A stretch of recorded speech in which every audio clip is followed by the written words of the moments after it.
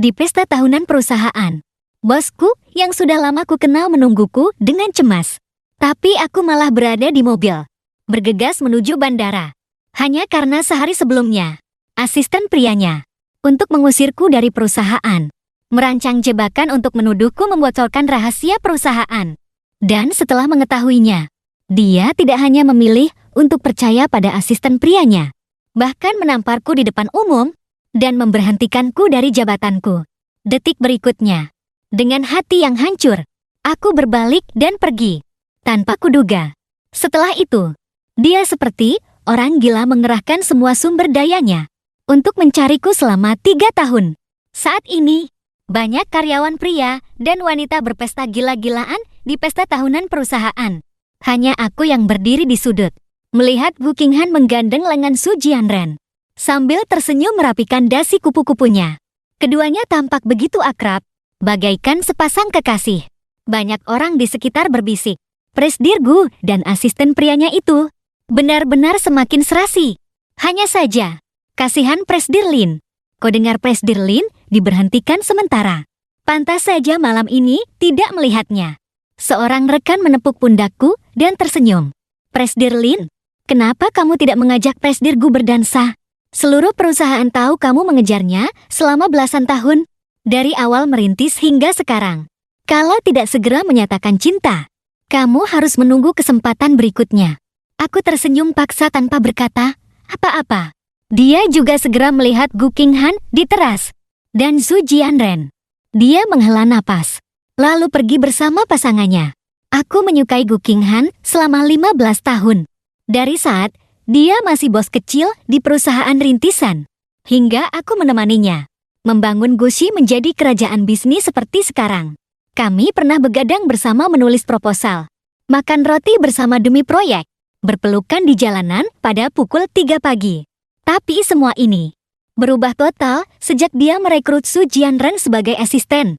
Aku baru sadar, kelembutannya, perhatiannya, tidak lagi hanya untukku seorang. Dia rela demi satu kalimat Su Jianren yang ingin belajar investasi, membawanya bertemu Klin tengah malam, dan mengajarinya membaca laporan keuangan secara langsung. Dia akan memberinya mobil sport di hari ulang tahunnya. Sedangkan aku sudah melewati begitu banyak ulang tahun. Hadiahnya, jika dijumlahkan bahkan tidak bisa membeli satu ban mobil sport itu. Aku pernah berkali-kali ingin membawanya melihat aurora. Dia selalu bilang, apa bagusnya tempat seperti itu? Buang-buang waktu. Kalau punya waktu, lebih baik kamu awasi beberapa proyek lagi. Sekarang aku baru mengerti. Bukan auroranya yang tidak indah, tapi dia yang tidak mau pergi bersamaku. Dia bahkan demi merawat Su Jianren yang sedang flu, menyuruhku pergi ke rumah sakit sendirian saat aku tertabrak mobil. Saat itu, aku hampir mati dalam perjalanan ke rumah sakit. Dan setelah dia kembali, tidak ada satupun ucapan simpati darinya. Malah menyalahkanku. Kamu sudah 30 tahun, bahkan tidak bisa menjaga diri sendiri. Yang paling membuatku kecewa adalah krisis bisnis 3 bulan lalu di Gushi. Terjadi konflik sengit dengan pesaing, Gu Xiaoxi. Su Jianren tanpa izin mewakili perusahaan untuk bernegosiasi, dan akhirnya terjebak dalam perangkap mereka. Hampir membuat perusahaan rugi miliaran. Akulah yang terbang ke luar negeri semalaman, menggunakan semua koneksiku untuk menstabilkan situasi. Akibatnya, perusahaan saingan itu mendendam padaku dan menyewa sekelompok orang untuk menghajarku. Belasan orang mengeroyokku. 2 tulang rusukku patah. Aku terbaring di rumah sakit selama belasan hari. Gu Qinghan tidak pernah sekalipun menjengukku. Malah berkata dengan dingin di telepon, kamu adalah wakil presiden direktur perusahaan. Menangani krisis adalah tanggung jawabmu. Jangan selalu menjadikan cedera sebagai alasan. Su Jianren masih muda. Dia tidak boleh menerima pukulan seperti ini. Hebat sekali. Tanggung jawabmu. Hebat sekali. Dia masih muda. Dia mengasihaninya. Itu tidak salah. Tapi aku tunangannya. Dan juga rekan yang berjuang bersamanya selama 10 tahun. Setelah keluar dari rumah sakit, aku kembali ke perusahaan.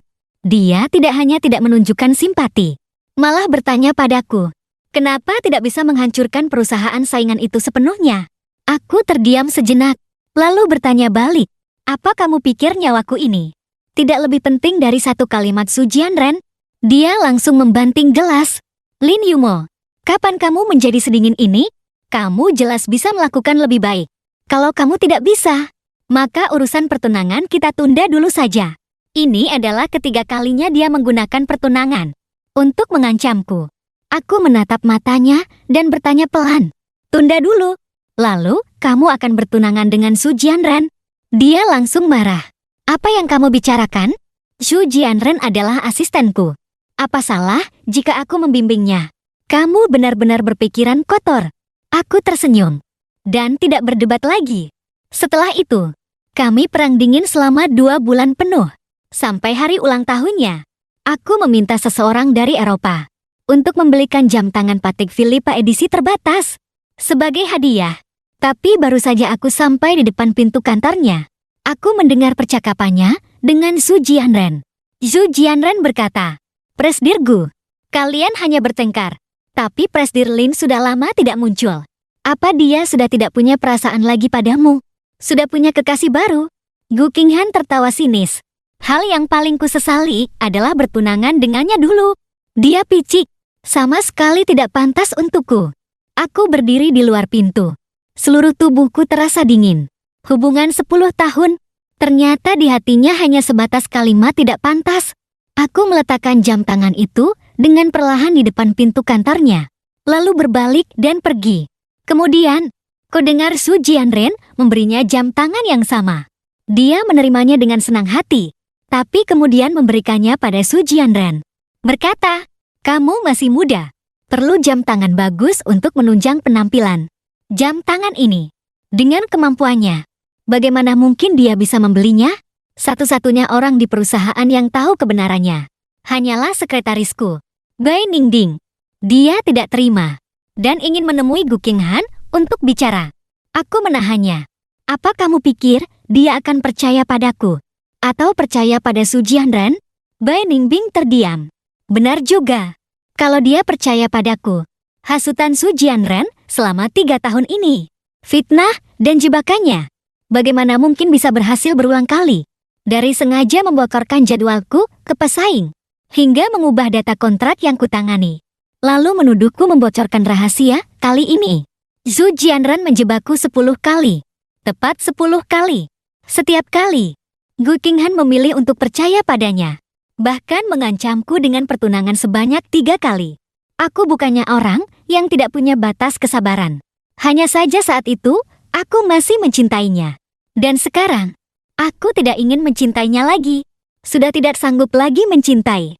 Aku kembali ke kantor sendirian untuk membereskan beberapa barang pribadiku.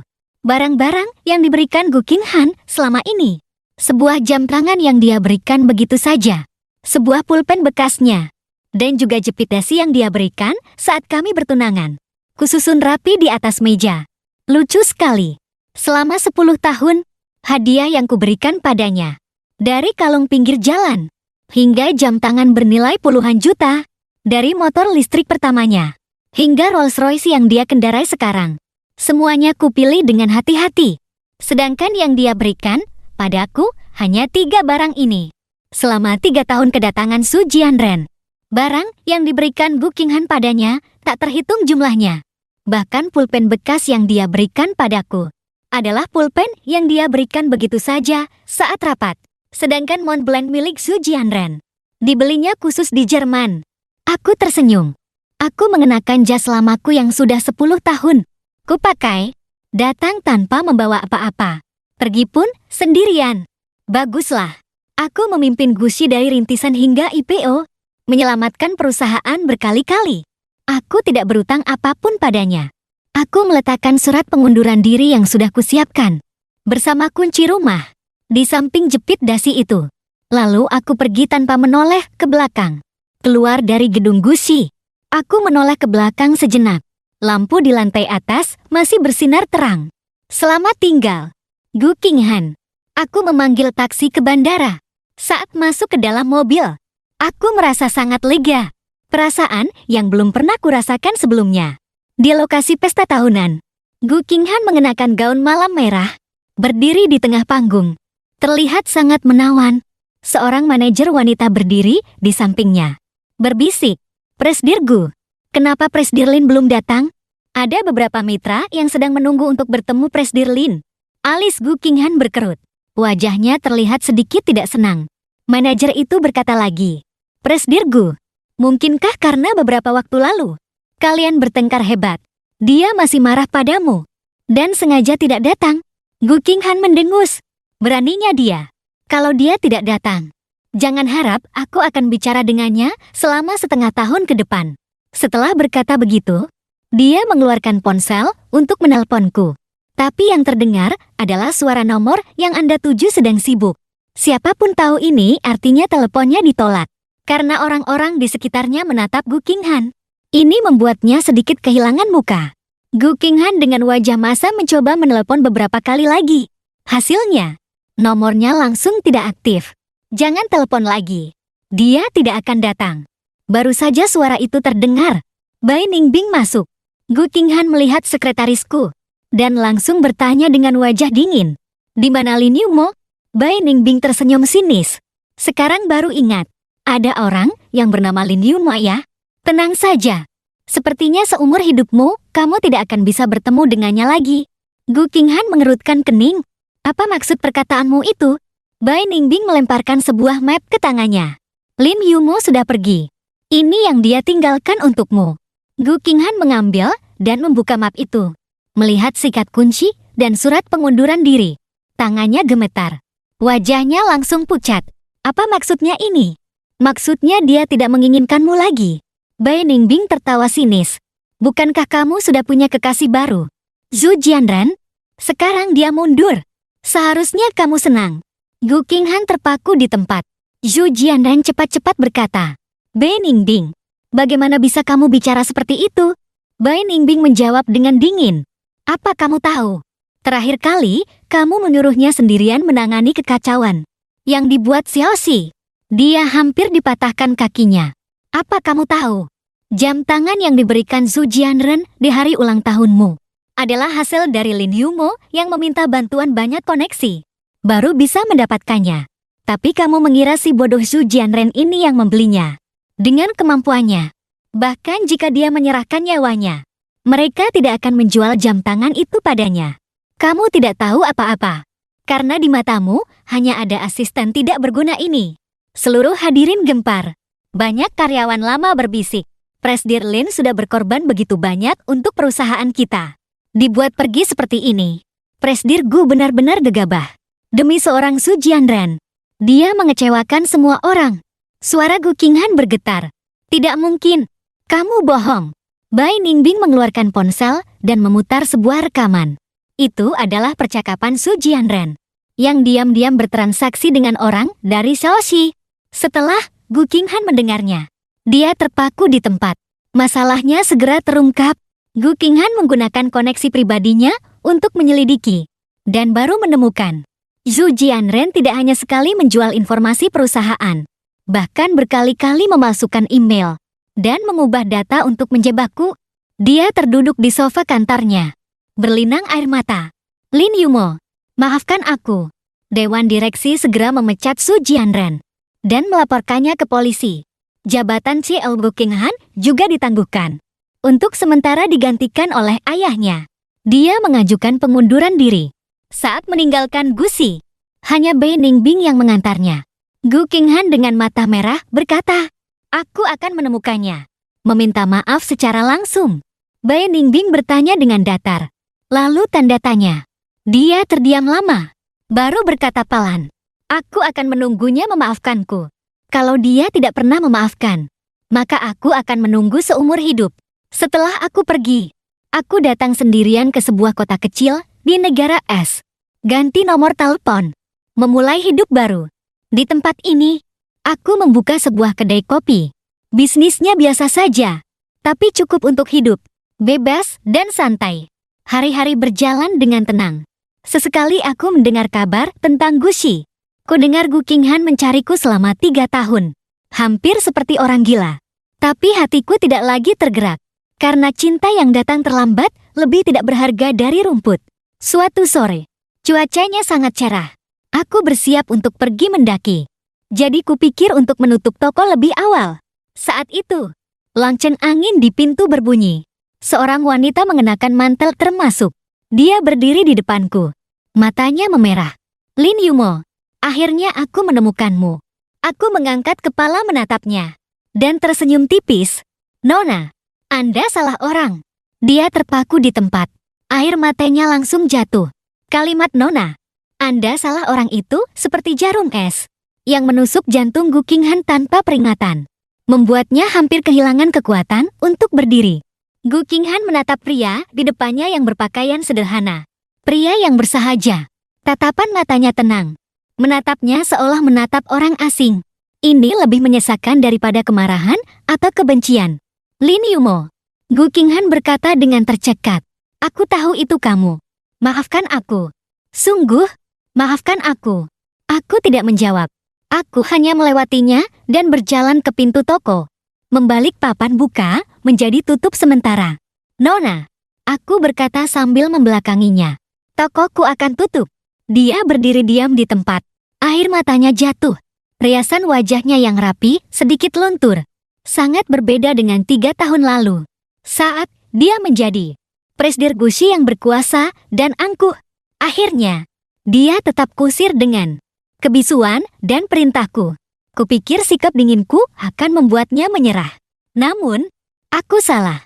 Keesokan paginya, saat aku membuka pintu toko, aku melihatnya duduk di bangku seberang toko.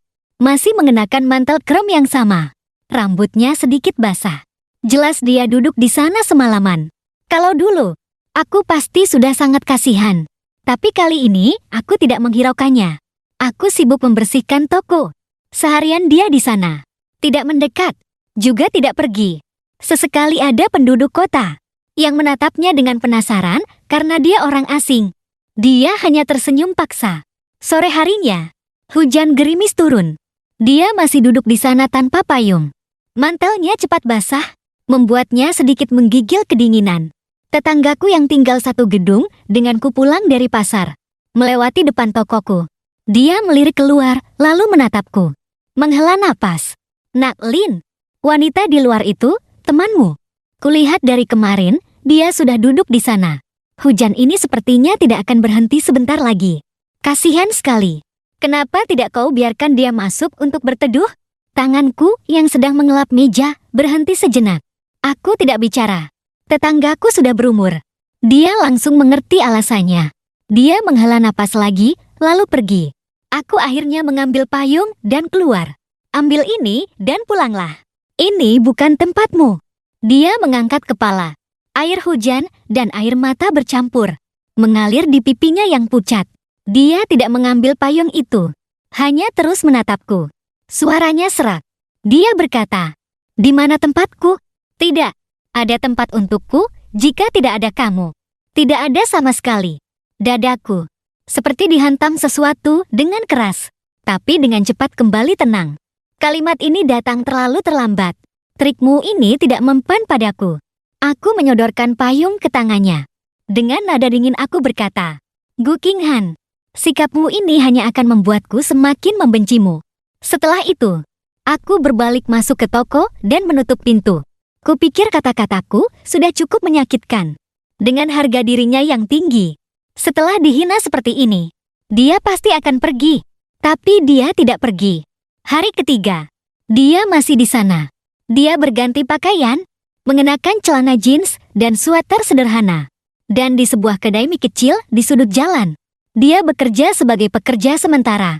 Siang hari, dia mengantar piring dan mencuci mangkuk di kedai mie. Malam harinya, dia tetap kembali duduk di bangku seberang tokoku. Sampai aku menutup toko.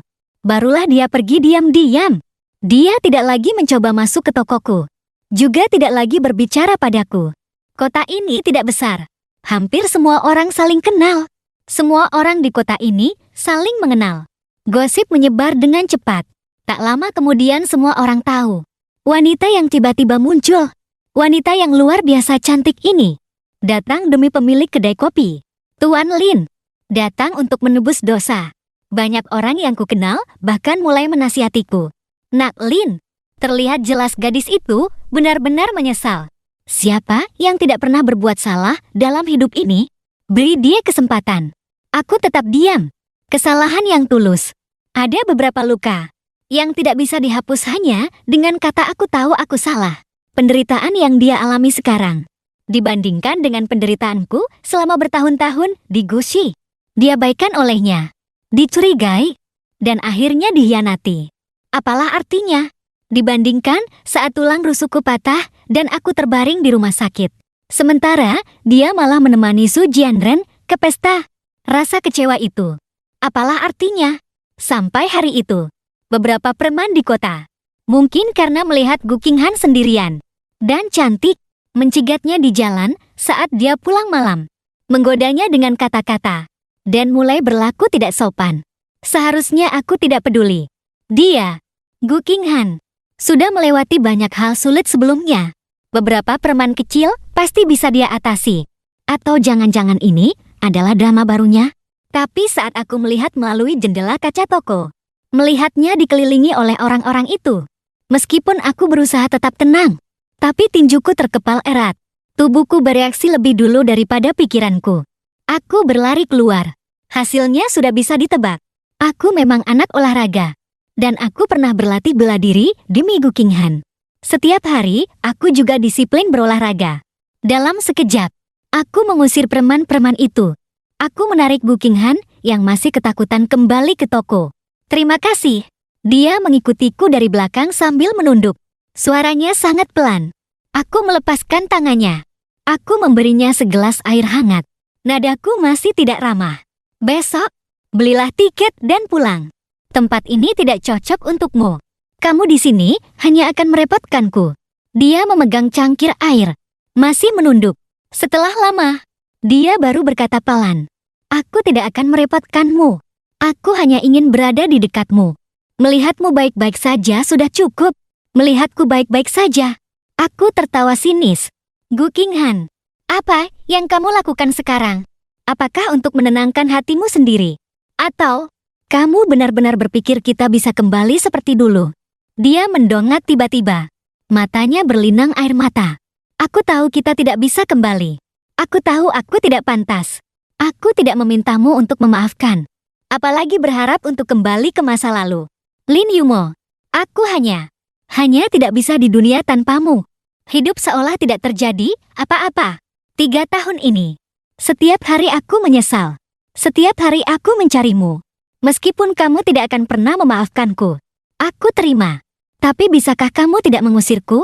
Dia menangis hingga tubuhnya bergetar, seolah ingin menumpahkan semua penderitaan selama 3 tahun ini. Penyesalan dan kesedihan. Ini pertama kalinya aku melihatnya. Melepaskan semua keangkuhan dan kepura-puraannya. Begitu rapuh dan tak berdaya. Di dalam toko, hanya tersisa isak tangisnya yang tertahan dan suara angin di luar. Aku berdiri diam, tidak bicara, juga tidak pergi. Di dalam hati, dinding es yang sudah lama membeku itu sepertinya retak sedikit, bukan karena memaafkan, melainkan karena mungkin aku juga harus benar-benar menghadapi perpisahan yang panjang ini, atau memberinya alasan untuk benar-benar menyerah. Gu Qinghan akhirnya tidak meninggalkan kota kecil itu. Dia tetap bekerja di kedai mie, dan malam harinya akan memandangi tokoku dari jauh. Hanya saja, aku tidak lagi mengabaikannya sepenuhnya.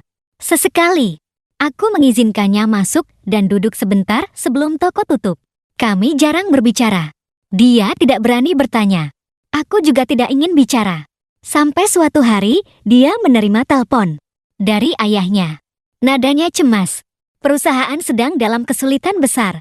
Sebuah proyek di luar negeri mengalami kebocoran fatal. Arus kas terancam putus. Memintanya kembali untuk mengambil alih. Suara telepon itu cukup keras. Terdengar jelas di kedai kopi yang sepi. Dia mendengarkan dengan kening berkerut, tapi tidak langsung setuju. Hanya berkata, "Ayah, aku mengerti. Biarkan aku berpikir."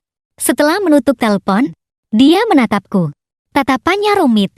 Aku sedang memindahkan biji kopi yang baru datang. Tanpa mengangkat kepala, aku berkata datar, "Gusi membutuhkanmu." Dia terdiam sejenak. Suaranya pelan, tapi sangat tegas. "Tapi aku membutuhkanmu." Gerakanku terhenti. Dia berjalan ke depan meja kasir dan menatapku. Matanya menunjukkan kejernihan dan ketegasan yang belum pernah kulihat sebelumnya. Dulu, aku menganggap Gushi lebih penting dari segalanya, termasuk dirimu. Kupikir dengan memberimu materi terbaik, memberimu posisi wakil presiden direktur, adalah yang terbaik untukmu. Aku mengabaikan perasaanmu, memanfaatkan cintamu, bahkan berkali-kali menyakitimu demi orang luar. Lin Yumo, aku salah, sangat salah. Gushi memang penting, tapi sekarang di hatiku, dia tidak lebih penting darimu. Satu tatapan yang tenang. Dia menarik napas dalam-dalam. Jika kamu tidak ingin aku tinggal, aku bisa langsung menghilang dan tidak akan mengganggumu lagi. Tapi jika kamu tidak mengusirku, aku ingin tinggal. Bukan sebagai presdir Gushi, tapi hanya sebagai Gu Qinghan. Seseorang yang berharap bisa sesekali melihatmu, mengetahui kabarmu sebagai orang biasa. Dia menatapku. Tatapannya jernih. Tidak ada lagi aura mengendalikan yang angkuh seperti dulu. Juga tidak ada lagi sikap hati-hati dan rendah diri seperti selama ini. Hanya ada ketenangan dan ketulusan setelah melewati banyak hal. Aku tidak akan mengganggumu. Juga tidak akan memaksamu lagi. Kamu boleh tidak pernah memaafkanku. Itu adalah hukuman yang pantas kuterima. Aku hanya ingin dengan cara yang berbeda. Menjaga hal yang benar penting bagiku. Toko kembali hening. Aku menatap wanita di depanku yang telah kehilangan semua kemegahannya. Mengenakan pakaian murah. Tangannya bahkan sedikit kasar karena mencuci piring. Wanita ini, dia bukan lagi orang yang harus kupandang, yang membutuhkan pengorbanan terus-menerus dariku, hanya untuk mendapatkan sedikit perhatiannya. Waktu terasa berjalan sangat lama, namun juga terasa sekejap. Aku tidak bilang memaafkan, juga tidak menjanjikan masa depan. Aku hanya mengambil sebungkus biji kopi, favoritku, dan memberikannya padanya. Suaraku datar. Toko akan tutup. Bawa pulang dan minumlah. Dia tertegun, menatap biji kopi itu, lalu menatapku. Matanya cepat memerah. Tapi kali ini, dia tidak membiarkan air matanya jatuh. Dia mengulurkan tangan dan dengan hati-hati menerima biji kopi itu, seolah memegang harta karun. Baik, suaranya sedikit serak, tapi ada nada lega di dalamnya. Dia membawa biji kopi itu dan berbalik keluar dari toko. Langkahnya tidak lagi berat. Aku tahu, beberapa es mungkin tidak akan pernah mencair sepenuhnya. Beberapa luka akan selalu ada. Tapi setidaknya, di senja kota kecil ini, pintu di antara kami yang telah tertutup selama bertahun-tahun, sepertinya akhirnya terbuka sedikit, membiarkan secercah cahaya masuk, mengenai masa depan. Siapa yang tahu,